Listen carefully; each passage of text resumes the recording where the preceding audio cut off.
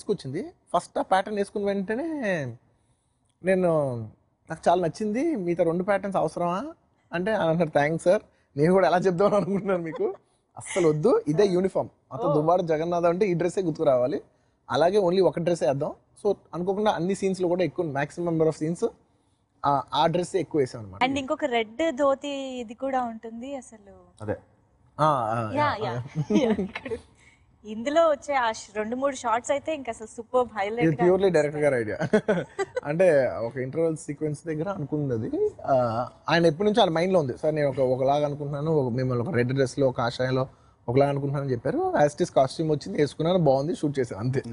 పెద్ద ఆలోచన.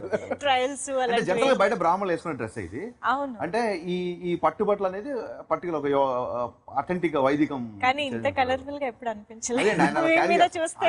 మీరు నమ్మరు, ఏదైనా షార్ట్ లో నేను రెడీ అని కంగారు పడుతున్నాను, ఫాస్ట్ గా చేద్దాం, ఒకవేళ కొంచెం విభూతి పోతే కూడా ఒక క్షణం ఆగండి అని చెప్పి పిలిచి మళ్ళీ విభూతి వేసుకొని చేసేవాళ్ళు. అంటే దానికి చాలా పేషెన్స్ కావాలి. ఒకసారి కమిట్ అయ్యాం కదా, మరి ప్రతి సీన్ లో విభూతి చూపాలా, బొట్టు ఉంటే ఉండి లేకపోయింటే ఆ కేర్ అదంతా అది. అండ్ దువ్వాడ జగన్నాథ్కి ఎలా తీసుకున్నారో సినిమాలో ఉన్న మిగతా గెటప్లు కూడా అలాగే తీసుకున్నారు. అందుకే అభిమానులకి పిచ్చి బన్నీ అంటే, బీట్ గర్ల్స్ ఆర్ బాయ్స్ ఎవరైనా కూడా.